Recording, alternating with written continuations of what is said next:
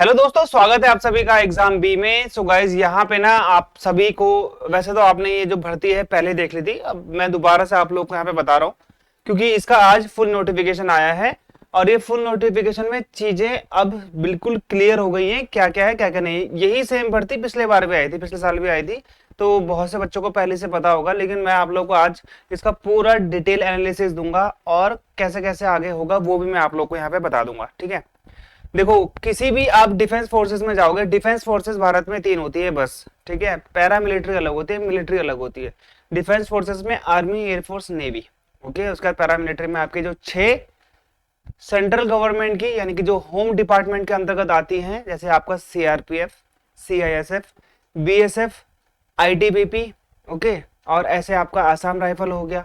Okay, फिर आपका सशस्त्र सीमा बल हो गया। ऐसे करके आप ये 6 को आप ले सकते हो। दिल्ली पुलिस आपका एक अलग से सेंट्रल पुलिस है जो कि सिर्फ दिल्ली के लिए, लेकिन है वो सेंटर के डिपार्टमेंट के अंतर्गत। ओके, अब यहाँ पर ना जब भी हम डिफेंस फोर्सेस की बात करते हैं तो डिफेंस क्या करती है कि वो अपने पास कुछ सिविलियन स्टाफ को रखती है। सिविलियन का मतलब ये नहीं हुआ कि वो सरकारी नौकरी में नहीं है, सरकारी नौकरी में है, बट उनको मिलिट्री का दर्जा नहीं दिया था। वो होता है सेंट्रल गवर्नमेंट के अंदर। जैसे आपने सुना होगा कि आज जैसे आप सरकारी नौकरी करते हो, राज्य सरकार की नौकरी करते हो, आपको ड्रेस नहीं मिलती है, सेम वही नौकरियां हैं। ओके, सेम नौकरियां हैं। आप नेवी में हो ये कहलाया जाएगा, बस आपके पास वर्दी नहीं होगी, ये चीज याद रखना। आपके पास कोई वर्दी नहीं होगी, सिर्फ आप कहलाए जाओगे कि आप नेवी में हो। अगर आप बोले आप नेवी में हो तो आपकी ड्रेस कहाँ है, तो आपको ड्रेस अलाउड नहीं है, आपको सिविल ड्रेस में ही काम करना है। समझ में आ गया? इसे बोलते हैं सिविलियन। पूरी की पूरी सरकारी नौकरी होती है। पेंशन तो अभी नहीं मिलती है, लेकिन सिर्फ जो नेवी के ड्रेस वाले लोग हैं उन्हीं को पेंशन अलाउड है, क्योंकि डिफेंस को पेंशन अलाउड है अभी भी, और सिविलियन को अलाउड नहीं है। लेकिन ये क्या है, गवर्नमेंट जॉब होती है जो कि नेवी के अंतर्गत आती है। ओके, नेवल डिपार्टमेंट के अंतर्गत आती है। पैसा आपको, तनख्वाह आपको नेवी ही देगा, बस आपको ड्रेस नहीं मिलेगी। कैंटीन सुविधा आपको मिलेगी, लेकिन आपको लिकर नहीं मिलेगा। समझ में आ गया? कैंटीन सुविधा आपको भी दी जाएगी, आपको भी सारे अलाउंसेस दिए जाएंगे, आपको सब कुछ दिया जाएगा। ओके, मेडिकल फैसिलिटी आपकी सीजीएचएस वाली रहेगी, सेंट्रल गवर्नमेंट हेल्थ स्कीम वाली रहेगी, एमएच वाली नहीं रहेगी, याद रखना। एमएच मिलिट्री हॉस्पिटल आपको नहीं मिलेगा, वो सिर्फ नेवल को मिलता है, आर्मी एयरफोर्स तीनों को मिलता है, लेकिन सिविल स्टाफ को नहीं मिलता है। ओके, ये चीज आपको और कोई नहीं बताया, मुझे बताया क्योंकि मुझे ये चीजें पता है, इसलिए पता है क्योंकि कभी हम भी डिफेंस फोर्सेस का हिस्सा थे। तो यहाँ पर देखो, ये हो गया आपका Indian navy civilian entrance test, जिसे हम लोग क्या बोलते हैं, INCET। देखो यहाँ पे लिखा हुआ इनसेट, इनसेट 1 2024। ओके, इनसेट 1 2024 है यहाँ पे। अब देखो हम धीरे धीरे इन चीजों को बताएंगे। अब यहाँ पे देखो चार्जमैन, ये जो तीनों चार्जमैन है इसका अलग अलग है। इसकी वैकेंसी टोटल कितनी हो गई यहाँ पे आपके चार्जमैन की? 29 वैकेंसीज हो गई। साइंटिफिक असिस्टेंट की 4 वैकेंसी है। ये लेवल 6 की जॉब है भाई साहब। लेवल 6 बहुत सही लेवल होता है, मतलब आप समझ लो 70-80 हजार तो कहीं नहीं गए। ओके, ड्राफ्टमैन, ड्राफ्टमैन के 2 पद हैं, ये ज्यादा इसके बारे में देखना मत। ये हो गया यहाँ पे आपका कौन सा, फायरमैन। सभी लोग ये वाला फॉर्म भरेंगे, 444 पोस्ट है, सभी लोग ये वाला फॉर्म भरेंगे। अभी इसका मैं आप लोगों को सारी सारी चीजें बताऊंगा। फायर इंजीनियर ड्राइवर, इसको भरने से कोई फायदा नहीं है।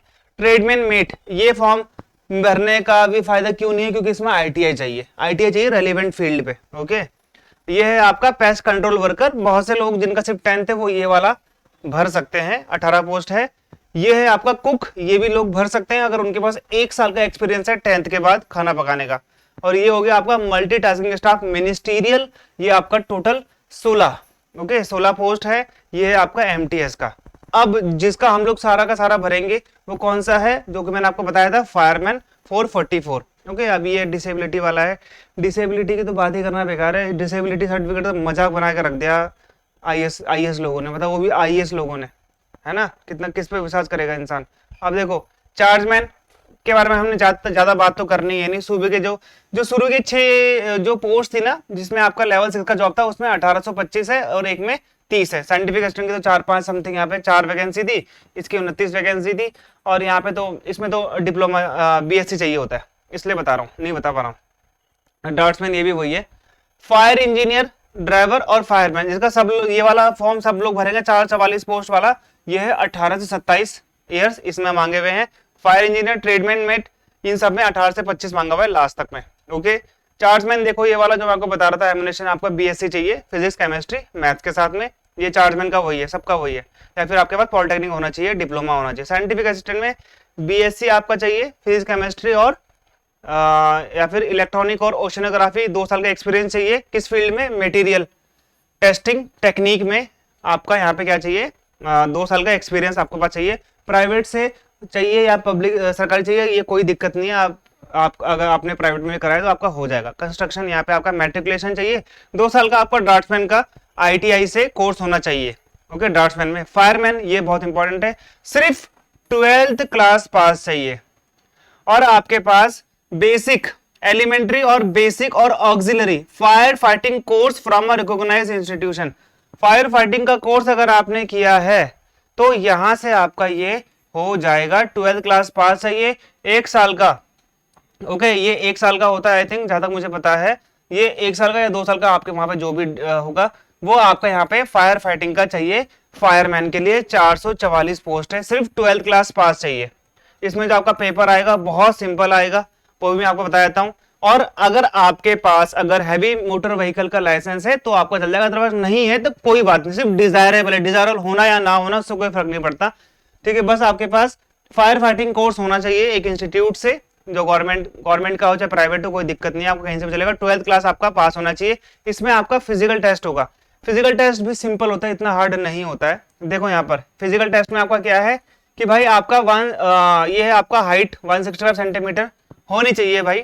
ओके, SC ST को यहाँ पे इन्होंने 2.5 सेंटीमीटर का रिलैक्सेशन दे रखा है। चेस्ट आपका इतना है। अब आपका एंड्योरेंस टेस्ट होगा, जहां पे आपने एक इंसान या फिर वैसे वो बोरी देते हैं, ठीक है, मैंने तो ये भर्ती देखी हुई है इसलिए बता रहा हूँ आपको। 63.5 kg का, क्या हो गया, जस्ट वेट,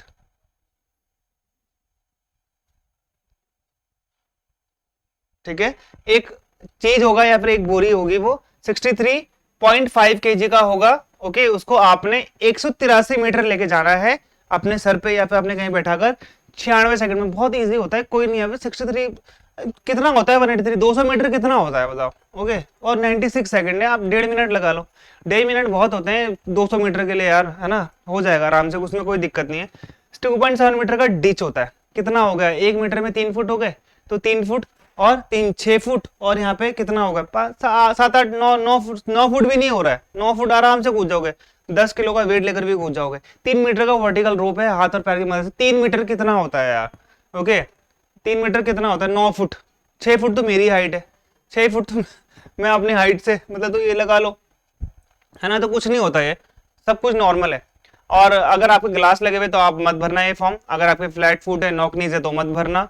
ओके, अगर आपको कोई लिम ब्लूम, अगर आपका डिसेबिलिटी है तो मत भरना इस फॉर्म को। Okay, fire engineer driver 12th class pass चाहिए अगर आपके पास, अगर नहीं यहाँ पे तो HMB का लाइसेंस चाहिए ही चाहिए।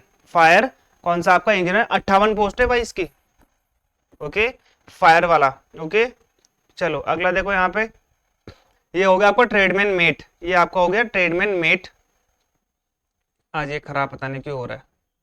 ओके, मेट का ना यहाँ पे आपका ITI चाहिए, इसलिए ज्यादा बता रहा हूँ। 10th प्लस ITI, इसमें बहुत सारी पोस्ट है, लास्ट में देखूंगा बहुत सारी पोस्ट है, किसी का किसमें किसी के इसमें, उन सब में आपका ITI भी चाहिए और आपका तब आपका होगा।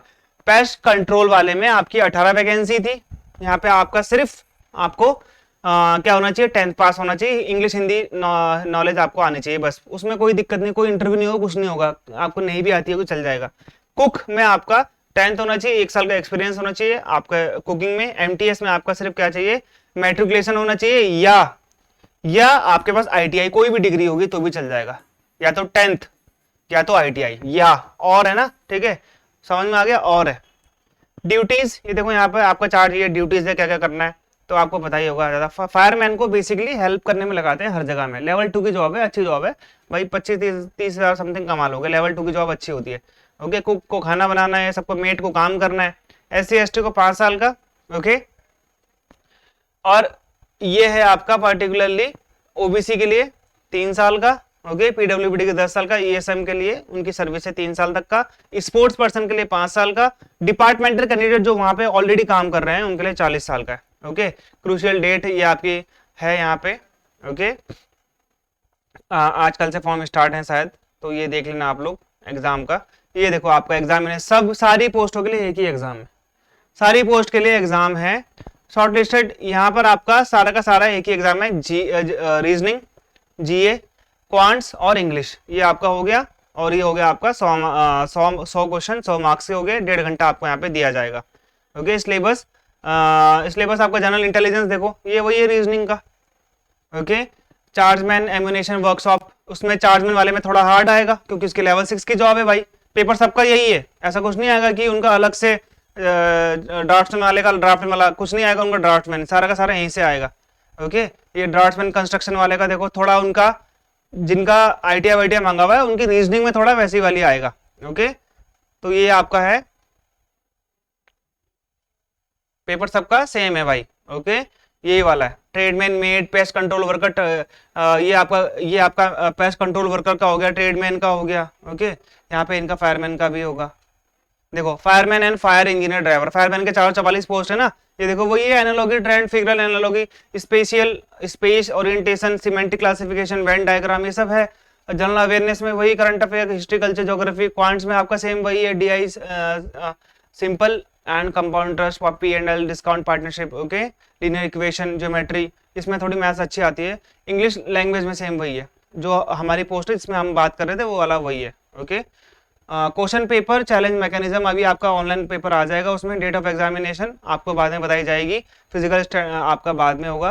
Okay, fireman and fire engine driver के shortlist physical test based on the marks, उनके पहले मार्क्स होगा, उसके बाद पहले उनका टेस्ट होगा, टेस्ट के बाद यहाँ पे उनका क्या होगा, यहाँ पे इनका फिजिकल होगा। ओके, अपॉइंटमेंट लेटर दिया जाएगा, उसके बाद आपका डीवीओ देखो यहाँ पे 20 जुलाई 2024 से आप फॉर्म भर सकते हो, लास्ट डेट क्या है 2 अगस्त है आपकी, तो सितंबर अक्टूबर में आपका एग्जाम हो जाएगा। ठीक है, लास्ट में मैं आपको बता रहा था उस टाइम की, मैं मेट वाला दिखा दूंगा आप लोगों को, तो ये है आपका मेट के पोस्ट 111, कितनी पोस्ट है मेट की भाई 161। ठीक है, तो मेट में ये आपके पास अगर इनमें है एक एक 2 वैकेंसी इन सब में। ठीक है, अगर आपका इन सब में आईटीआई है तो आप मेट वाला भी भर सकते हो, marine fitter, okay, mechanic, diesel.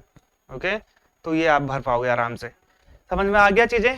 Okay, फिर भी कोई क्वेश्चन होगा तो मुझे कमेंट में लिख देना, फायरमैन की तैयारी कराना स्टार्ट कर देंगे हम लोग, क्योंकि ज्यादा पोस्ट है और सेम आपका एग्जाम में वही चीजें आपकी और एग्जाम्स में आएगी, तो बाकी सभी की आप तैयारी कर सकते हो। ओके, मिलते हैं हमारे अगले वीडियो में, तब तक के लिए गुड बाय एंड जय हिंद।